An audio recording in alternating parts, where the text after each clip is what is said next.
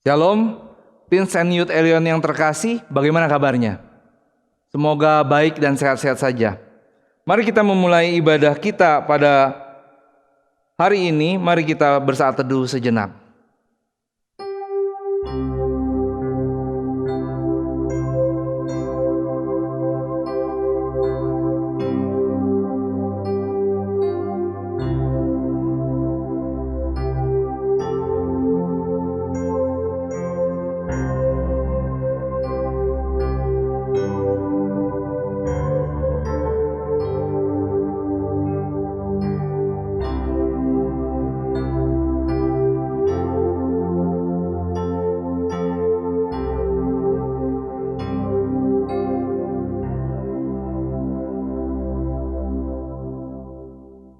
Pertolongan kita adalah di dalam nama Bapa, Putra, dan Roh Kudus yang menciptakan langit dan bumi. Kiranya kasih karunia Allah menyertai kita semua. Amin. Mari kita berdoa. Bapa yang ada dalam kerajaan surga, kami datang kembali ke hadapan tahta kasih karunia-Mu. Tuhan, kami rindu untuk memuji dan mendengarkan sabda-Mu. Tuhan, tolong kami, sucikan dan kuduskan setiap kami, layakan kami sehingga kami boleh mendapatkan firman-Mu. Dalam nama Tuhan Yesus kami sudah berdoa. Teens dan Elioners yang terkasih, mari kita bangkit berdiri, mari kita mengikrarkan pengakuan iman rasuli. Pengakuan iman rasuli. Aku percaya kepada Allah Bapa yang Maha Kuasa, Khalik langit dan bumi, dan kepada Yesus Kristus anaknya yang tunggal Tuhan kita, yang dikandung dari Roh Kudus, lahir dari anak darah Maria, yang menderita sengsara di bawah pemerintahan Pontius Pilatus, disalibkan, mati dan dikuburkan, turun ke dalam kerajaan maut. Pada hari yang ketiga, bangkit pula dari antara orang mati, naik ke surga, duduk di sebelah kanan Allah, Bapa yang Maha Kuasa. Dan dari sana ia akan datang untuk menghakimi orang yang hidup dan yang mati.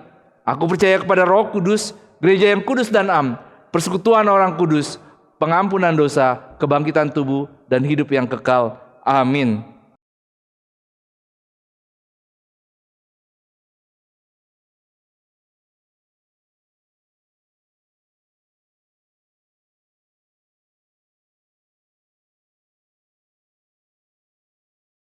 Terima kasih buat teman-teman yang sekarang ini masih nonton video ini.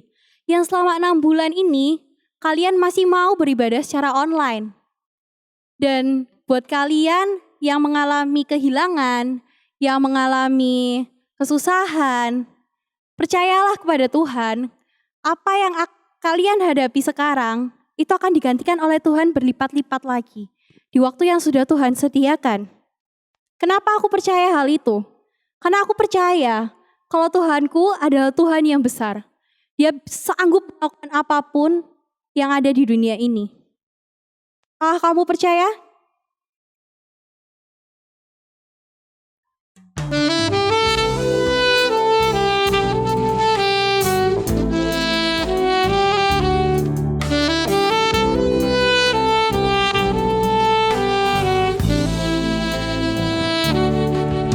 Kemuliaan dan hormat, ku angkat suara pujian, ku agungkan namamu, ku beri kemuliaan dan hormat, ku angkat suara pujian, ku agungkan namamu, sebab Kau besar, perbuatanmu ajaib, tiada seperti Engkau, tiada seperti Engkau, sebab Kau besar, perbuatanmu ajaib, tiada seperti Engkau, tiada seperti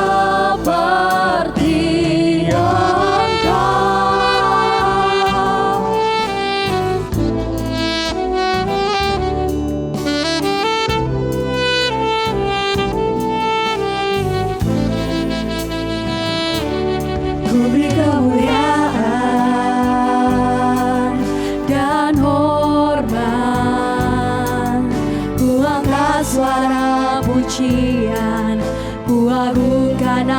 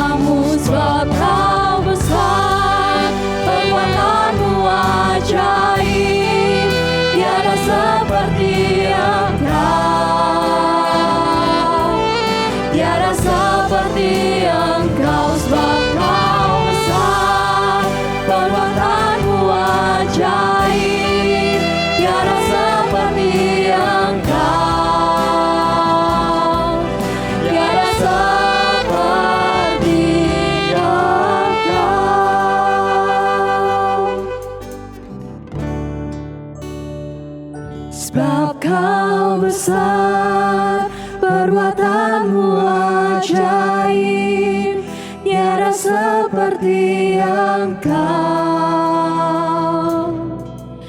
tiada seperti Engkau, sebab Kau besar, perbuatanmu ajaib, tiada seperti Engkau, tiada seperti Engkau.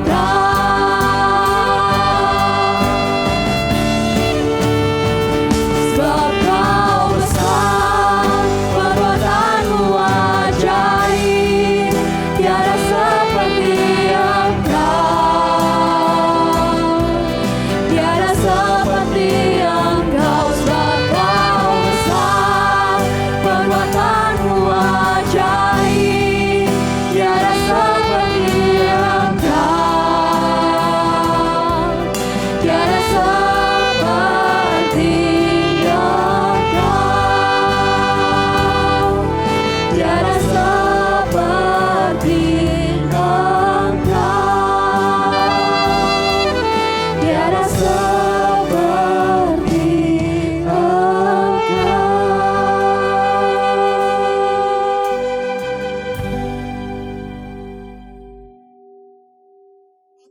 Suatu hari ada seorang anak remaja berumur 19 tahun yang berwisata bersama teman-temannya di suatu kota.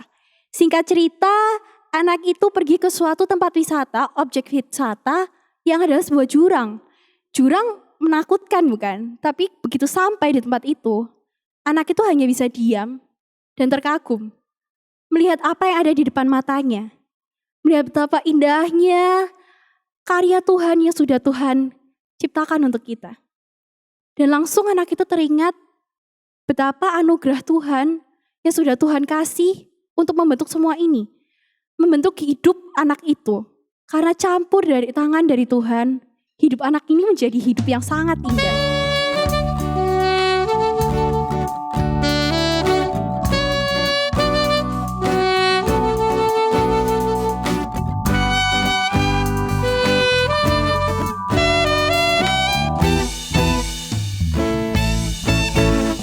Dalam rembulan dan cahaya mentari, di gelap badai dan indahnya pelangi, dalam tangisan dan wajah berseri, kan ku temukan kasih terbesar bagi dunia ini. Diam ku terpaku dan ku takjub akan kasih-Mu yang tergores indah. Dalam anugerah hatiku milik-Mu. Indah ku terkagum dan ku bawakan hidupku, Kau membuat hatiku menjadi baru, bahagiaku mengenalmu.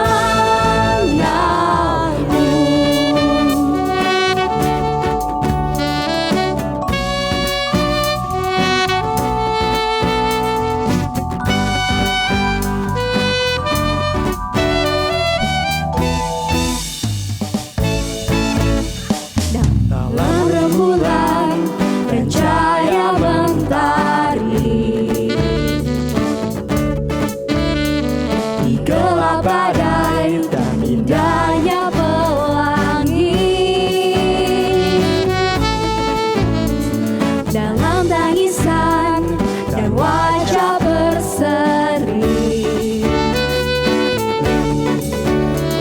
kan ku temukan kasih terbesar bagi dunia ini. Diam ku terpaku dan ku takjub akan kasih-Mu yang tergores indah. Dalam anugerah hatiku milik-Mu. Indah ku terkagum dan ku bawakan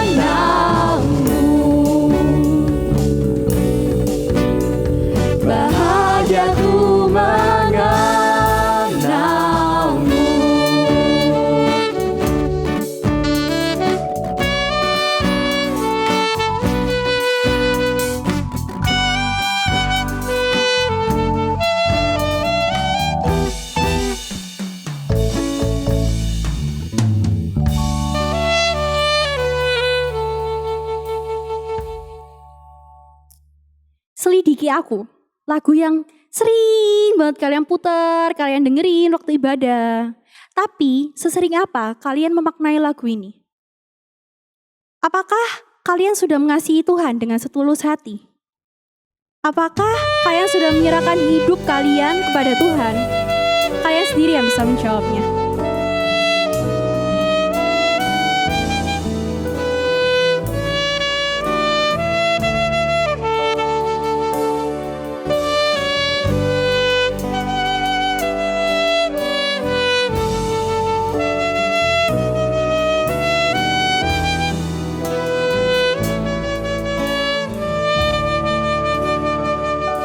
Selidiki aku, lihat hatiku, apakah ku sungguh mengasihimu, Yesus, Kau yang Maha Tahu dan menilai hidupku, tak ada yang tersembunyi bagimu.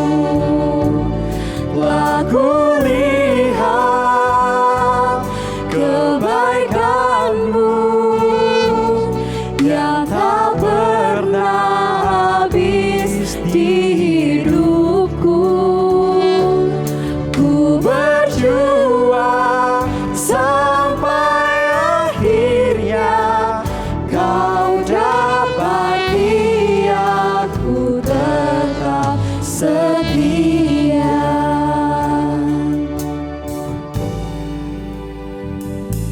Selidiki aku, lihat hatiku, apakah ku sungguh mengasihimu, Yesus, Kau yang Maha Tahu dan menilai hidupku, tak ada yang tersembunyi bagimu.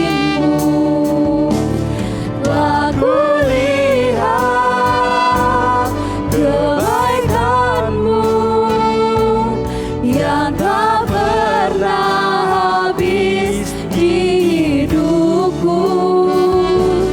Ku berjuang sampai akhirnya Kau dapati aku tetap setia.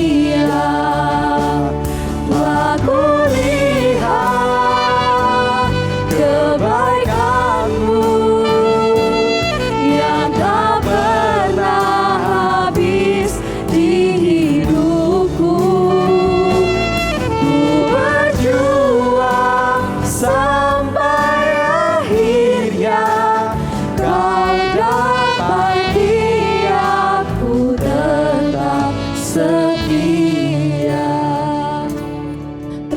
Aku lihat kebaikan-Mu yang tak pernah habis di hidupku.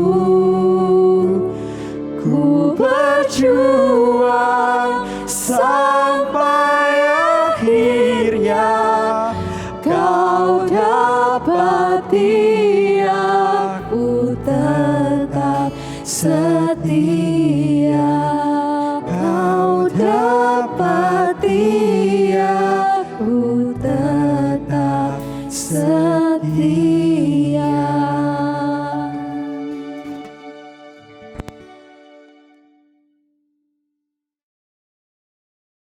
Ya, Shalom, Teen and Youth Remaja Elion yang terkasih. Sebelum kita masuk dalam pemberitaan firman Tuhan, mari kita berdoa terlebih dahulu untuk memohon makrifat yang dari Allah Roh Kudus agar kita boleh mengerti. Mari kita berdoa. Tuhan tolong kami, baik yang berbicara maupun yang mendengar, kami semua adalah murid Tuhan. Hadir di tengah-tengah pemberitaan firman Tuhan hari ini, sembunyikan hamba-Mu di balik salib-Mu. Dalam nama Tuhan Yesus kami sudah berdoa. Amin. Teen and Youth Elioners yang terkasih, permisi tanya. Mutiara rohani apakah yang saudara-saudara dapatkan selama masa pandemi COVID-19 ini?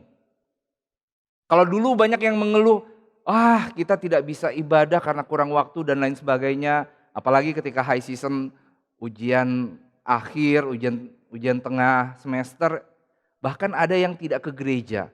Tetapi hari ini kita mendapatkan waktu yang begitu berlimpah. Kita tidak perlu lagi mengeluh kekurangan waktu untuk beribadah. Nah, pertanyaannya adalah, apa yang kita dapatkan selama masa COVID-19 ini? Mutiara rohani apa yang rekan-rekan Teens and Youth dapatkan? Ya, saya mendapatkan banyak hal. Dan inilah yang akan saya bagikan hari ini. Eleners yang terkasih, ketika saya suka berdiskusi dengan putri saya, Jojo. Biasanya sebelum khotbah saya akan test case gitu, tanya dia dan lain sebagainya, dan kemudian dia akan memberikan respon. Nah, kali ini kemudian responnya bagi saya nggak saya duga. Pertanyaannya adalah begini, Pak, apakah kita saat ini sedang dihukum Tuhan berkenaan dengan pandemi COVID-19 ini? Saya tidak berani menjawab ya, saya tidak berani menjawab tidak. Saya katakan, Papa nggak jawab dulu ya. Karena masalahnya, ya jangan sampai kita mengambil kesimpulan terlalu cepat. Elinor, Teens and Youth yang terkasih, saya tidak bisa menjawab betul sekali. Tetapi kemudian sejalan dengan waktu, saya menemukan bahwa ternyata Tuhan memberikan mutiara rohani kepada setiap kita. Ya, khususnya terkhusus untuk saya secara pribadi, ya kan? Apa yang didapatkan? Yang saya dapatkan seperti ini. Ini bukan hukuman, tetapi kebaikan yang didatangkan bagi anak-anak Tuhan. Jadi masa pandemi ini betul sekali ada banyak penderitaan, kesusahan yang dialami, bahkan sampai merenggut nyawa orang-orang yang terdekat dan lain sebagainya. Tetapi masa ini menurut saya bukan kehukuman dari Tuhan, melainkan kebaikan yang didatangkan bagi anak-anak Tuhan. Nah, salah satu berkat rohani yang saya dapatkan adalah seperti ini, Teens and Youth yang terkasih. Bahwa Allah Yehova memelihara umatnya dengan dahsyat, dan dia di dalam masa pandemik ini, saya yakin dan percaya pembentukan Tuhan luar biasa sehingga bukan hanya mengupgrade, tapi memberikan akselerasi, peningkatan secara signifikan. Yaitu dalam hal apa? Teens and Youth yang terkasih, bicara tentang iman, sebenarnya saya menemukan di masa pandemi ini level iman kita itu ternyata memiliki jenjang. Dan saya menemukan ada 4 jenjang. Pertama, Tuhan itu ada. Ya kan? Ketika seseorang beriman, mau tidak bisa tidak, dia harus tahu dan percaya bahwa Tuhan itu ada. Nah, dan ketika dia hendak beriman, kemudian dia masuk ke level yang kedua, bahwa Tuhan itu baik. Nah, pada level kedua ini, ketika orang benar-benar menyadari bahwa Tuhan itu baik, biasanya akan disertai dengan maksudnya ada yang sampai mempersembahkan hidupnya untuk melayani Tuhan. Baik secara formal, baik secara formal ataupun juga dalam tidak mengalami tidak masuk, yang saya maksudkan adalah tidak masuk ke sekolah teologi ya. Kemudian di masa pandemi ini saya menemukan hal yang lain lagi dari aspek iman. Meskipun situasi tidak baik, Tuhan tetap baik, ya kan? Saya pikir, udah sampai level inilah puncaknya. Ternyata ada satu hal lagi yang lebih tinggi lagi yang diajarkan Tuhan kepada saya, yaitu bahwa Tuhan mendatangkan kebaikan bagi kita. Seringkali kita berkata bahwa manusia ada untuk kemuliaan Tuhan. Tetapi kalau kita lihat lebih jauh, bagaimana Tuhan sendiri juga menyiapkan, memberikan, mendatangkan kebaikan bagi kita. Ya. Lalu setelah sampai pada tahap atau level keempat ini, Elders yang terkasih, yang ingin saya katakan adalah seperti ini. Bahwa khotbah hari ini merupakan spiritual journey atau perjalanan rohani saya secara pribadi yang akan di-sharingkan. Ya kan? Nah, setelah sampai pada tahap percaya bahwa Tuhan mendatangkan kebaikan, walaupun di tengah kondisi yang sepertinya sulit sekali untuk mendapatkan kebaikan di masa-masa seperti ini, kemudian bahkan Tuhan meminta kepada kita agar apa? Di masa pandemi ini agar kita tetap bisa bersuka cita. Loh, not make sense. Tapi Elders yang terkasih, teens and youth yang terkasih, coba kalau kita lihat firman Tuhan, ya dari kitab Habakuk yang terkenal kan, sekalipun pohon ara tidak berbuah, pohon anggur tidak berbunga, hasil ladang mengecewakan, kambing domba dan tidak ada di dalam kandang dan lain sebagainya, tetapi aku akan beria-ria di dalam Tuhan. Artinya apa? Artinya dalam setiap kondisi, seperti yang Rasul Paulus katakan bahwa kita diharapkan untuk bersuka cita. Kenapa bersuka cita? Nah, kalau di masa pandemi ini kita tidak bisa bersuka cita, berarti sumber sukacitanya adalah pada kondisi yang ada. Seharusnya yang Tuhan inginkan adalah biarlah Tuhan yang menjadi sumber sukacita bagi umatnya. Jadi hari ini merupakan khotbah hari ini saya mengambil tema yaitu hineni. Hineni yaitu sebuah tindakan apa yang harus kita lakukan, actionnya apa setelah kita mengerti ini semua. Ya, teens and youth yang terkasih, inilah hari ini tema dari khotbah hari ini adalah hineni. Teens and youth yang terkasih, hineni adalah kata Ibrani yang sangat kuat. Kalau diterjemahkan, kata itu adalah gabungan dari dua kata. Tetapi kalau diterjemahkan di dalam bahasa Inggris menjadi tiga kata. Yang kalau diartikan here I am. Artinya adalah di sini aku. Inilah aku. Lihatlah aku di sini. Elders yang teens and youth yang terkasih. Ya kan? Kata hineni ini sendiri sebenarnya berasal dari kata hine. Hine adalah satu kata seru dalam bahasa Ibrani, kurang lebih seperti sebuah jari yang menunjuk pada seseorang, pada sesuatu situasi atau kondisi. Dan hine biasanya diterjemahkan menjadi behold atau lihatlah atau inilah. Kemudian ditambah dengan ani, saya. Jadi bukan menunjuk orang lain tetapi menunjuk dirinya sendiri. Dan kita bisa lihat orang yang pertama kali memakai istilah hineni adalah Abraham. Mari kita buka firman Tuhan. Saya akan bacakan untuk setiap kita dari Kejadian 22. Dari Kejadian 22 ayatnya yang pertama. Jadi teens and youth yang terkasih, orang yang pertama kali berkata hineni kepada Tuhan adalah Abraham. Kejadian 22 ayatnya yang pertama.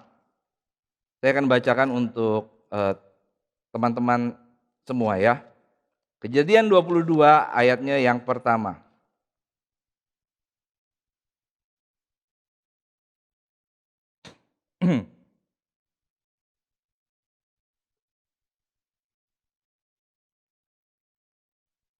Setelah semuanya itu, Allah mencoba Abraham. Ia berfirman kepadanya, Abraham. Lalu sahutnya, ya Tuhan. Teens and youth yang terkasih, Kejadian 22 ayat 1 itu adalah di mana Abraham sudah mendapatkan anak, yaitu Ishak. Dan setelah mendapatkan anak, ternyata Abraham mengalami ujian yang sangat berat sekali. Apa yang diminta oleh Tuhan? Tuhan meminta agar anaknya Ishak dikorbankan menjadi korban bakaran atau burning offering. Tinsendiut yang terkasih, ketika Tuhan pertama kali memanggil Abraham, lalu Abraham menjawab, "Ya Tuhan." Kata yang digunakan adalah hineni. Jadi teman-teman yang terkasih, kata hineni adalah sebuah kata yang kuat yang menunjukkan bahwa bukan hanya sekedar absen bahwa saya ada di sini dan lain sebagainya, tetapi adanya kesiapan secara total untuk memberikan dirinya. Cuma yang menarik adalah apa? Yang menarik adalah mengapa orang yang pertama adalah Abraham? Bukankah manusia pertama di dunia ini adalah Adam? Ya, ketika Adam di dalam Kejadian 3, di dalam Kejadian 3 ayat 9 sampai 10, demikian firman Tuhan. Tetapi Tuhan Allah memanggil manusia itu dan berfirman kepadanya, "Di manakah engkau?" Ia, maksudnya Adam, menjawab, "Ketika aku mendengar bahwa engkau ada dalam taman ini, aku menjadi takut karena aku telanjang, sebab itu aku bersembunyi." Jadi tinsendiut yang terkasih, seharusnya Adam yang menjawab. Tetapi karena dia sudah jatuh di dalam dosa, sehingga tidak lagi bisa berkata, "Ini aku Tuhan." Bahkan ketika mendengarkan derap langkah kaki Tuhan Allah, dia alih-alih menghampiri, dia menyembunyikan dirinya. Jadi tinsendiut yang terkasih, seharusnya yang berkata hineni yang pertama adalah Adam. Tetapi Abraham dengan segala keberadaannya, dia menyatakan, "Ini aku." Konsekuensi logisnya bisa ditebak. Tetapi Abraham sudah jauh-jauh hari kita bisa lihat, dia menyatakan dirinya dengan segenap keberadaannya di hadapan Tuhan. Tinsendiut yang terkasih, maka ketika Tuhan meminta agar dia mengorbankan Ishak, dia pun tidak memberikan sanggahan apa-apa, tidak memberikan alasan apa-apa. Nah, sejalan dengan itu, Abraham adalah contoh orang yang taat kepada Allah, sehingga dia bisa dikatakan karena imannya yang begitu besar kepada Tuhan, sehingga dia bisa dikatakan sebagai bapak orang beriman. Bapak orang beriman. Lalu kita beranjak kepada tokoh yang selanjutnya. Mari kita buka Yesaya 6 ayatnya yang ke-8. Yesaya 6 ayatnya yang ke-8. Di situ kita akan menjumpai sebuah tokoh Alkitab yang bernama Nabi Yesaya. Ya, Yesaya ya jelas pasti Nabi Yesaya. Nah, Nabi Yesaya, apa yang menarik dari Nabi Yesaya? Ketika dia melayani Tuhan, ketika dia melayani di bait Allah, bukan hanya melayani di bait Allah, dia masuk di ruang Maha Kudus, dia melihat dia bukan hanya melihat penampakan, dia merasakan kehadirat Tuhan, melihat kehadirat Tuhan. Lalu ayatnya yang di dalam Yesaya 6 ayatnya yang ke-8, di situ dikatakan, "Lalu aku mendengar suara Tuhan. Siapakah yang akan kuutus dan siapakah yang mau pergi untuk aku? Maka sahutku, ini aku, utuslah aku." Tinendiut yang terkasih, inilah hineni yang sejati. Ini aku, utuslah aku. Jadi ketika Tuhan memanggil kita, bukan sebuah kebetulan. Dan Tuhan mengharapkan jawaban atau respon hineni. Tinendiut yang terkasih, bukankah Elion sedang berduka? Kenapa? Karena putra terbaiknya, 2 putra terbaiknya Tuhan panggil pulang. Saya bukan berarti bilang yang lain enggak baik atau terbaik. Tetapi ya, yang saya maksudkan adalah Pak Suwaji dan Pak Suwiryo. Untuk Pak Suwaji, Ya saya sebagai hamba Tuhan bertemu beberapa kali. Tetapi bagi saya yang sangat berkesan sekali adalah bukan hanya gereja, bukan hanya pemimpin agama, tetapi bahkan seorang Dahlan Iskan menulis di dalam jurnalnya atau di dalam blognya bagaimana menceritakan dan saya jadi mengerti. Apa yang menarik dari Pak Suwaji dan Pak Suwiryo, khususnya Pak Suwaji. Yang menarik adalah bagaimana ketika beliau mencanangkan khususnya untuk alma mater saya, Seminari Alkitab Asia Tenggara, dia ingin agar Seminari Alkitab Asia Tenggara itu memiliki 1.000 mahasiswa. Saya dari sana, ya karena itu alma mater saya, bayangkan 1.000 itu nggak gampang. Bahkan dia begitu mengasihi Tuhan, begitu mengasihi rumah Tuhan, gereja, bahkan memiliki kerinduan agar ya Elion, GKA Elion memiliki 100 gereja. Wow. Saya yakin dan percaya dia bukan hanya sekedar Pak Suwaji yang saya maksudkan itu bukan hanya sekedar mencanangkan, dia siap untuk membackup-nya dengan seluruh tenaga, daya, doa, dan juga dana. Tapi Elioners yang terkasih, teens and youth yang dikasihi Tuhan, ya kan, Tuhan sudah lebih mengasihi dan memanggil beliau pulang ke rumah Bapa yang di surga. Dan ini momen hari ini merupakan kesempatan bagi kita, orang-orang muda untuk bangkit. Ya kan? Ada yang mengatakan mati 1, tumbuh 1.000. Jadi firman Tuhan hari ini saya yakin dan percaya merupakan gerakan Tuhan, merupakan message pesan dari Tuhan untuk orang muda, untuk teens and youth dari Elion, dari 4 rayon dan 3 pos PI. Jadi dengarkan baik-baik. Ketika Tuhan memanggil, maka jawablah hineni. Teens and youth yang terkasih, mungkin engkau berkata, loh saya dari kecil sudah ngikut sekolah minggu.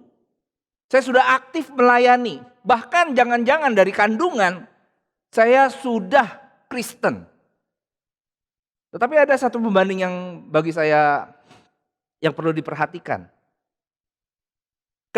Bagaimana proses seorang nabi, ya yang saya maksudkan seorang nabi yaitu Yesaya ketika dipanggil Tuhan, dia lagi ngapain? Dia lagi melayani Tuhan.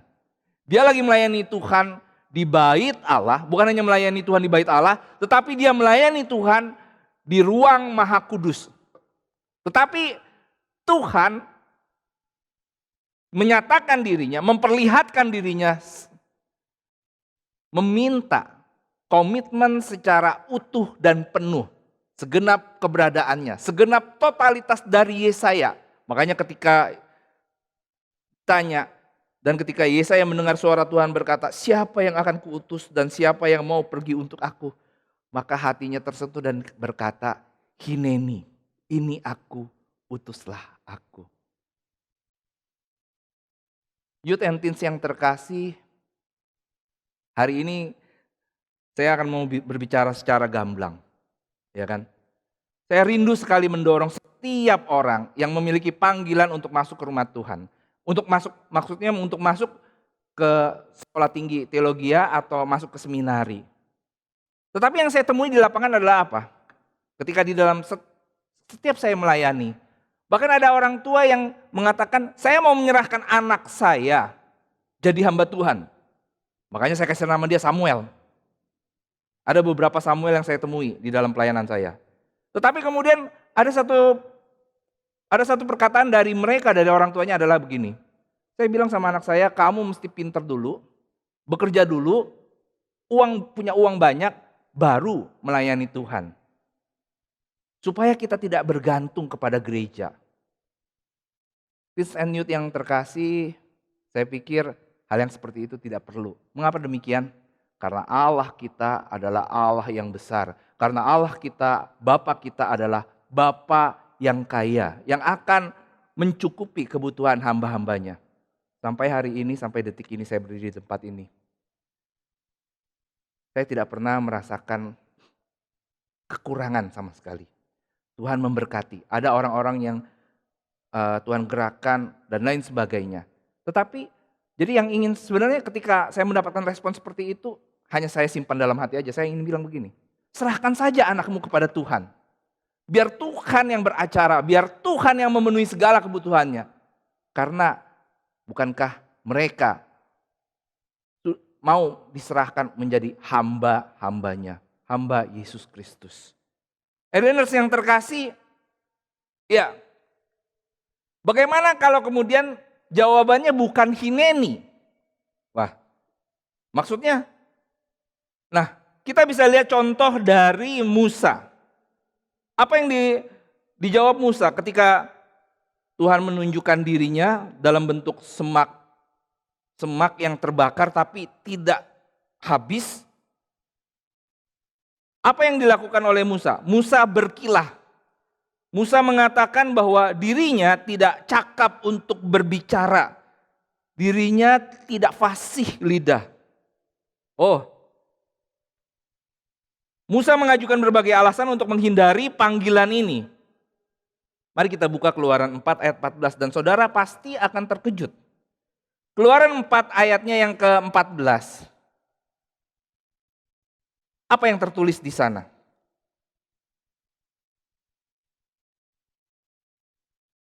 Keluaran ayat 4, Keluaran 4, pasal 4 ayatnya yang ke-14.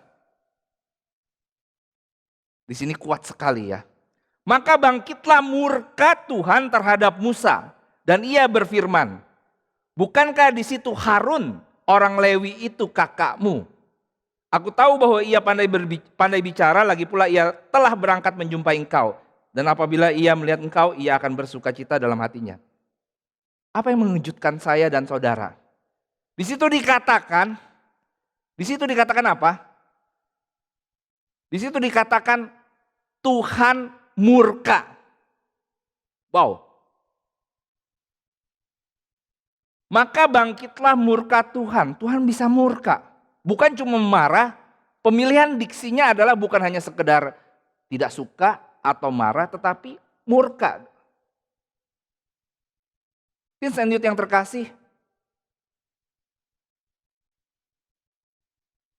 Tuhan di situ dikatakan murka. Bahkan bukan hineni, tetapi apa yang dikatakan?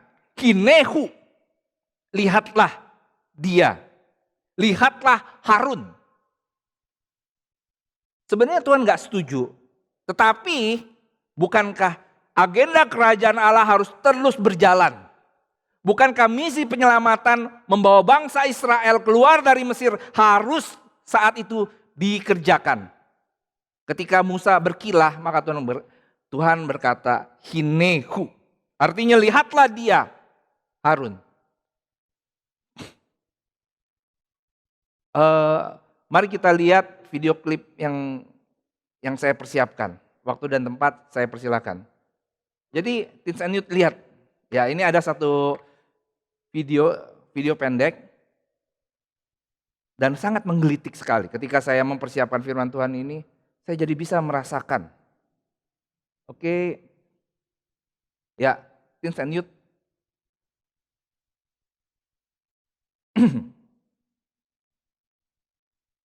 Potong kupingmu.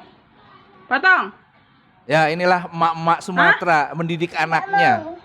Enggak mau mama. Udah diam. Udah diam. Kalau mama panggil itu dengar. Dengar. Iya, Mama. Iya. Iya. Iya. Iya, Mama. Ya. Iya. Udah. Udah. Udah. Jangan nakal. Udah, Mama. Iya. Iya. Jangan melawan. Udah, Mama. Iya. Kalau nakal, mama potong kupingnya. Enggak mau, Mama. Enggak mau, Mama. Enggak mau, Ya itu Kalau ancamannya main-main itu pasti jangan nggak cengeng. sungguh-sungguh ya. Dipegang Masa mau orang, potong jangan kuping cengeng. anaknya? Iya. Udah. Saya mama pengen badung. Ya, Mak. Saya main badung. Saya main. Ya. Main sendiri, main masak-masakan sendiri. Banyak mainan situ sendiri. Mana? Iya. Main sendiri, main boneka. Udah. Iya, Mak. Iya. Udah iya.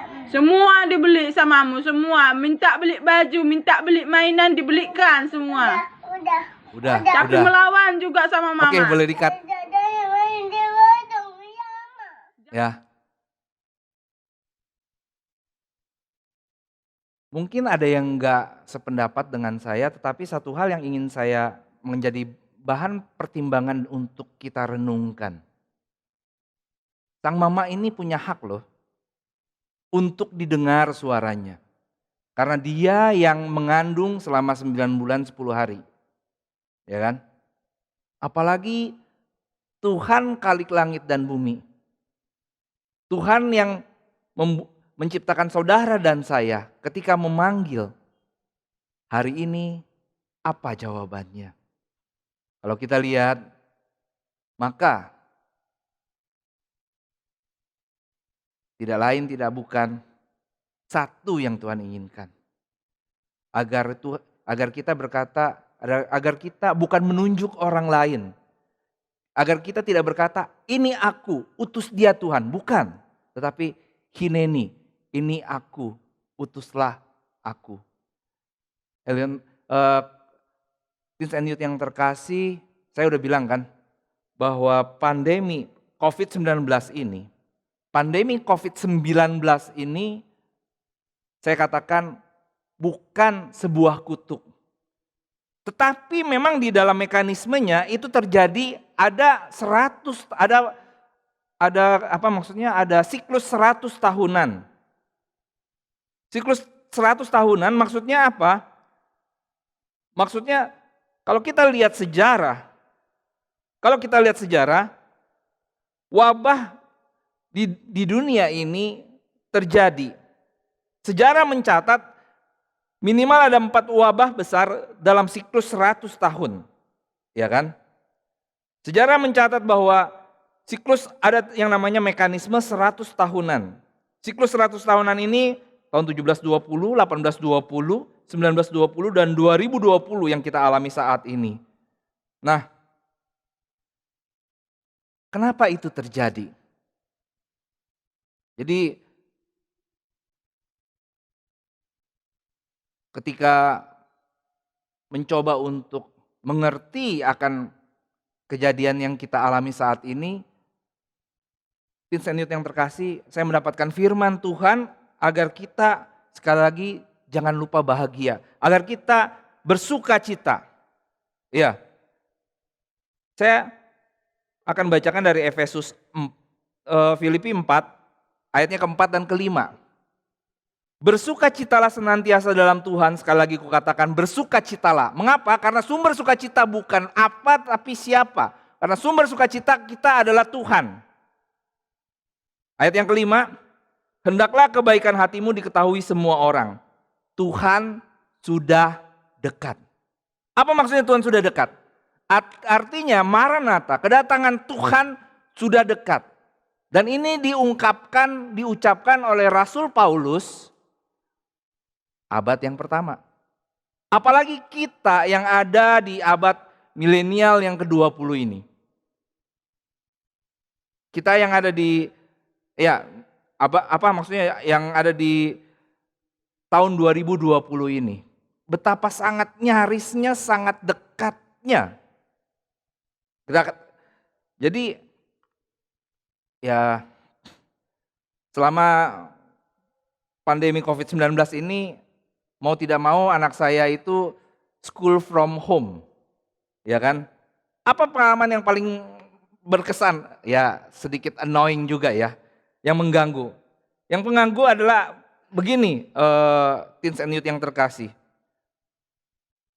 Anak saya itu nggak mau ketinggalan di dalam pelajaran waktu Zoom, sehingga HP-nya itu di setting alarm. Dan waktu di setting alarm, ya kan, kadang-kadang HP-nya dalam kondisi dicas dan tabletnya dicas dan HP-nya bunyi. HP-nya bunyi dan itu sangat mengganggu sekali. Jadi alarmnya jam berapa aja yang dibuka? Jam 7.20 pagi, karena dia akan Zoom jam 8. 7.20, kemudian saya tanya, kamu itu nyalain alarm jam berapa aja sih? Jam 8.30, jam 10, 8.30, jam 10 istirahat. Kemudian 8.30, jam 10, jam 11, 11.45, 12.30, jam 1.30, jam 2.15, jam 2.15, jam 2.55. Artinya jam 3 udah selesai. Dan itu sangat mengganggu sekali. Tetapi ada kebenaran rohani yang saya bisa dapatkan karena dia tidak ingin terlewatkan. Jadi yang ingin saya bandingkan adalah kalau kita lihat 4 wabah besar, bahkan kalau kita runut masih ke belakang, zamannya Martin Luther sendiri pun menghadapi yang ada yang namanya siklus 100 tahunan, wabah penyakit campar yang luar biasa. Tujuannya apa? Tujuannya adalah tidak lain tidak bukan untuk mengingatkan anak-anak Tuhan. Apa yang perlu diingatkan? Yang perlu diingatkan agar mereka tidak ternina bobo, agar tidak terlena dengan kehidupan ini dan mengejar kekayaan tanpa henti. Tetapi akhirnya melupakan Tuhan. Jadi Vincent Youth yang terkasih, waktunya Tuhan menyalakan alarm di dalam setiap 100 tahun. Apakah kita sudah mendengar alarm itu? Tuhan sudah dekat. Jadi hari ini Tuhan bertanya, siapa yang hendak kuutus? Siapa yang hendak pergi bagiku? Kalau Yesaya menjawab, ini aku, utuslah aku. Vincent yang terkasih, apakah saudara akan menjawab dengan jawaban yang sama? Hineni. Mari kita berdoa. Tuhan, kami rindu agar Tuhan membuka mata hati kami, membuka telinga kami kepada Tuhan. Agar Tuhan jangan biarkan telinga rohani kami menjadi tuli, tetapi kami mendengar panggilan itu dan kami menjawab, Hineni. Tuhan tolong untuk sidang jemaat Komisi Remaja di 4 rayon Pos PI, 4 rayon 3 Pos PI ini. Tuhan berkati. Hamba-Mu selesai berbicara, hamba yakin Roh Kudus terus bergema, berngau, dan terngiang-ngiang di dalam hati mereka. Dalam nama Tuhan Yesus kami sudah berdoa. Amin. Ya, mari kita berdoa untuk doa beberapa pokok doa syafaat. Mari kita berdoa pertama-tama untuk imunisasi vaksin COVID-19 yang rencananya akan massal dilakukan. Mari kita berdoa agar di dalam perencanaan ini semua bisa berjalan dengan baik. Pada bulan Januari 2021, mari kita berdoa. Bapa dalam kerajaan surga, kami umat-Mu menyadari bahwa wabah ini sesungguhnya merupakan wake up call bagi setiap anak-anak Tuhan. Tuhan, kami juga rindu agar pandemi ini bisa berlalu. Juga untuk rencana imunisasi vaksin yang secara serentak dan massal, Tuhan yang akan tolong. Vincent Youth yang terkasih, kemudian kita akan berdoa. Pokok doa yang kedua adalah Ikatan Dokter Indonesia menyatakan sudah 100 dokter yang meninggal. IDI sedang berduka. Ya, bukan hanya IDI tetapi Indonesia, saya yakin dan percaya. Mari kita berdoa. Tuhan, kami menyerahkan ke dalam tangan Engkau saja Biarlah mereka yang ada di garis depan, yaitu para dokter, tenaga medis, biarlah Engkau melindungi mereka. Tuhan tolong, Tuhan tolong. Kami butuh pertolongan Tuhan. Tuhan sertai dokter-dokter yang masih ada, mereka yang berjuang di garis depan. Ya Bapa, biarlah Tuhan memagari, Tuhan melindungi dengan sayap perlindungan-Mu. Yang ketiga, mari kita berdoa resesi yang di depan mata. Mari kita berdoa untuk keluarga kita, untuk orang tua kita, agar Tuhan memberikan kekuatan, agar Tuhan meluputkan, dan Tuhan juga menolong. Mari kita berdoa. Tuhan, resesi di depan mata, ya Bapak, banyak yang terdampak. Tetapi kami menyerahkan untuk orang tua kami. Tuhan, lindungi mereka. Kami memohon, biarlah Tuhan yang memberkati. Tuhan yang tolong. Kemudian pokok doa yang terakhir, mari kita berdoa untuk gereja, untuk sekolah teologia. Ya, kita tahu bahwa kondisi ini berimbas juga kepada mereka. Mari kita serahkan dalam tangan Tuhan. Tuhan, gereja ini milik kami atau milik Tuhan? Jika gereja ini milik Tuhan, kami serahkan ke dalam tangan Tuhan. Bahkan sekolah Kristen, itu pun kami percaya adalah milik Tuhan. Juga untuk sekolah teologia, kami berdoa ya Bapak. Ketiga institusi ini terdampak, tapi kami yakin dan percaya. Sama seperti Tuhan menyertai ketika Yusuf mengalami 7 tahun kelimpahan dan 7 tahun kelaparan. Tuhan memelihara bangsa Israel. Kami yakin dan percaya Tuhan memelihara juga ketiga institusi ini. Dan kami serahkan diri kami juga ke dalam tangan Engkau saja. Berkatilah ya Bapa. Biarlah Tuhan buka tingkap di langit. Sehingga berkat boleh tercurah. Dan memenuhi dari sidang jemaat-Mu di tempat ini. Pada akhirnya kami serahkan ke dalam tangan Engkau saja. Di dalam nama Yesus Kristus, Tuhan dan Juru Selamat kami yang hidup, kami sudah berdoa. Amin. Mari kita kembalikan segala kemuliaan hanya bagi Tuhan saja. Doksologi.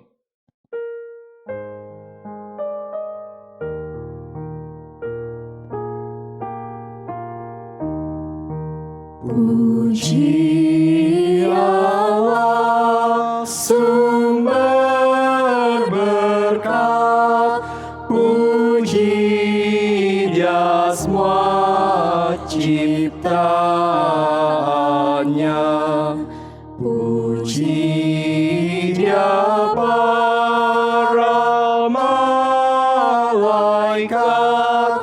Bapa, Putra, dan Roh Kudus. Amin.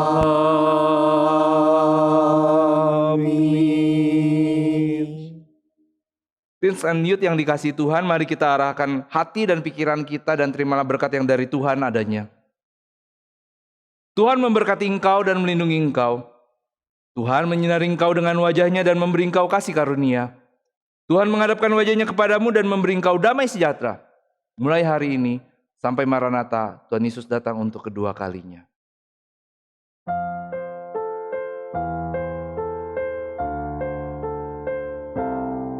Tuhan melindungi kau, Tuhan memberkati kau, kiranya rajanya menyinari kau, Tuhan memberi anugerahnya. Damai sejahtera. Amin. Amin.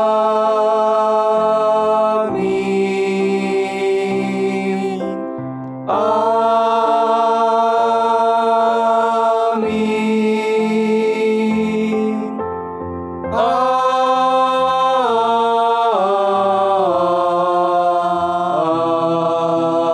Amin.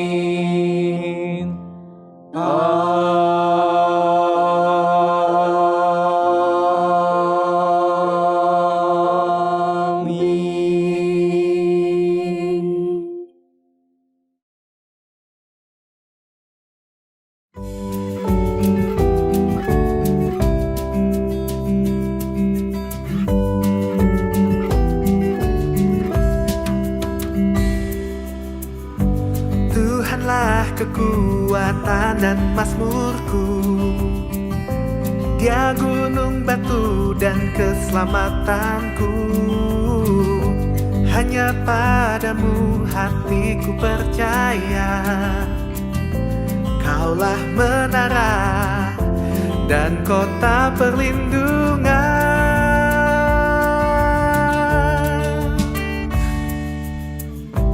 Ku mau selalu bersyukur, sebab cintamu padaku takkan pernah berubah. Hatiku percaya, walau